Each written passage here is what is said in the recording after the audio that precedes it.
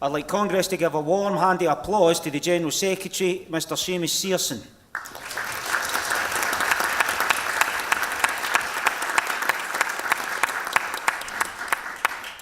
Thank you, President.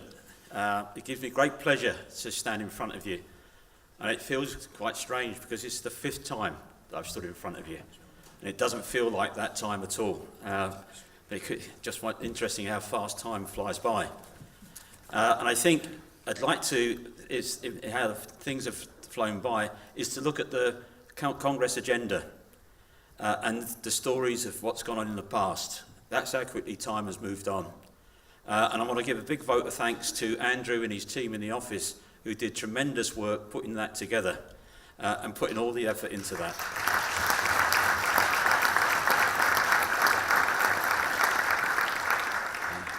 And equally, all the contributions that were inside about the history of the association, many people hadn't seen those before, but they were produced 25 years ago. And when I read them for the first time, I thought, we need to tell that story. So those extracts there, and thanks to those people who put that together 25 years ago. And hopefully there'll be people in this room who'll be putting the next 25 years together. Anyway, let's get moving on. We've had a very interesting day, and you'd be glad to hear some of the things that I wanted to labour this afternoon. I've been laboured enough already, so I'm not going to go through some of those again. So I might have a pile of paper here, but it will be fairly well reduced as we move through. But anyway, we are in the 75th year of the SSTA, and the issues of 1944 are the same issues in 2019. The examples of these have been taken from our 50th anniversary and are contained within the Congress agenda you have today. We will include next year stories of the last 25 years, and we're looking for your contributions to help us wait through.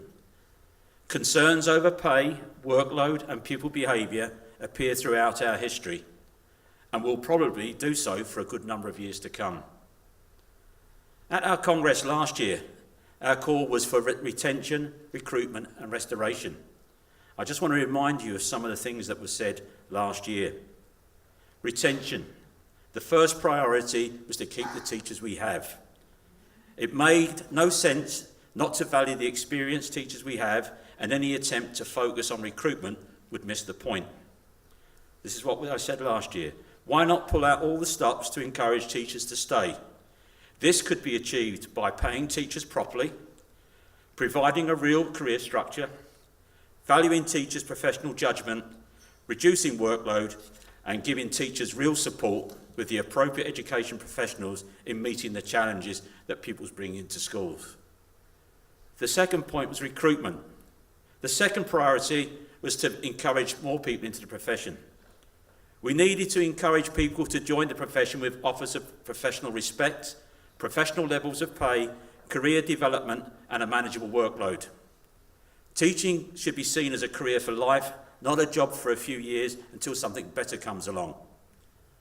Restoration, the third priority, to address the shortfall of teachers' salaries over the last 10 years. The main grade teacher salary should be in the region of £43,000. At the time, the SNCT claim was for a 10% pay increase. This 10% claim was the first step in a restorative pay claim. The government needed to support and value its teachers for making an effort to restore teacher pay levels. I've started with that because we have moved quite a way on many of those issues.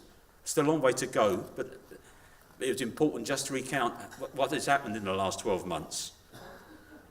During the pay campaign, the first issue was pay, but there were 3 issues. Before last year's Congress, pay negotiations were underway, but could be reported at Congress. The SSTA took its place at the negotiating table alongside our EIS partners with the employers, COSLA and the government. The government side was keen to move forward, but COSLA was resistant to offering a bigger increase to teachers than other council employees. Numbers were being discussed, but no formal offer was made. During the autumn term, teachers across Scotland were getting annoyed at the lack of progress on teachers' pay. Both SSTA and EIS were preparing for a long struggle and a strategy to achieve positive outcome. The SSTA Salaries Conditions of Service Committee had been an active had been active throughout, from making the pay claim, determining the pay campaign strategy and consulting with members. I'd like to thank the members of the Salaries and Conditions of Service Committee because they went through the pain but in far more detail, and it shows the work that some of our people do for this association. The SSTA...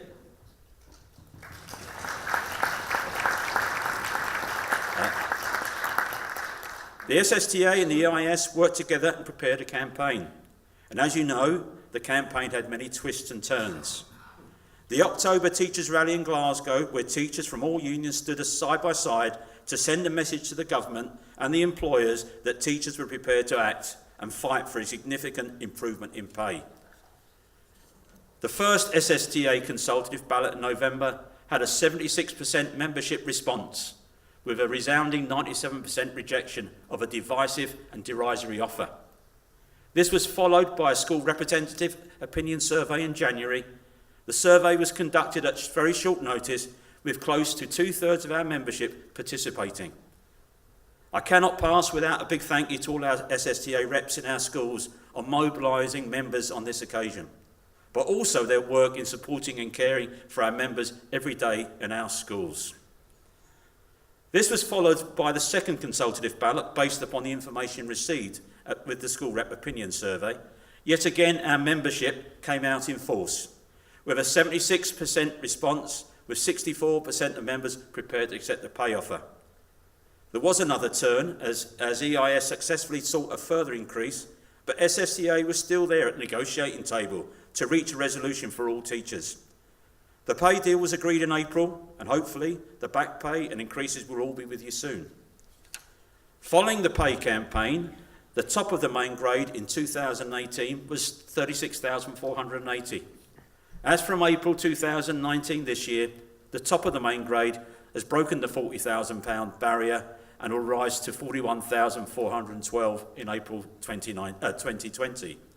I'll put 19 there, that's probably wishful thinking.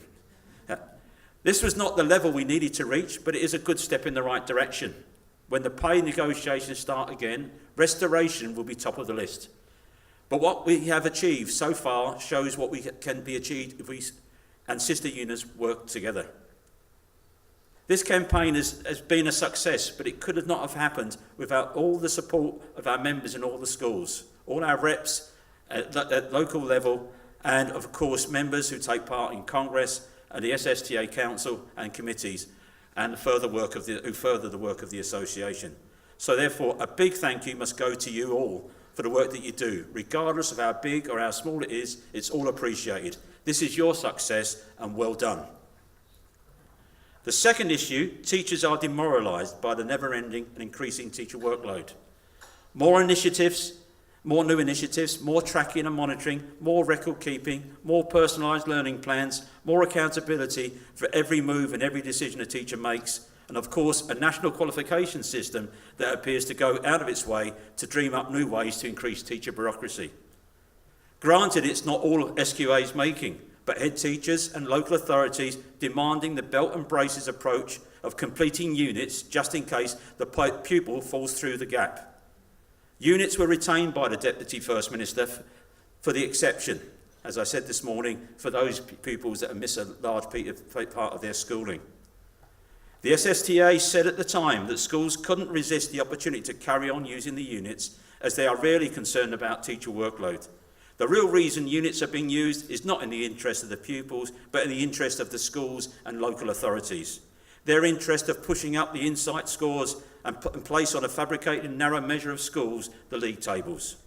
This unfortunately highlights how little teacher professional judgment is valued and the lack of trust shown by many in senior positions in the world of education. But none if this would be necessary if schools, local authorities and government would trust teachers' professional judgment in placing pupils in the correct course. Allowed a common course for all National 4 and National 5 pupils so all pupils in the class could all be taught together. This would cut teacher and pupil workload at a stroke. The government must mean what it says and put pupils at the centre, allow teachers to teach, put appropriate assessment in place for all pupils at all levels across the secondary school. As more and more pupils are staying in education, It is time for a review of the curriculum and the national qualifications.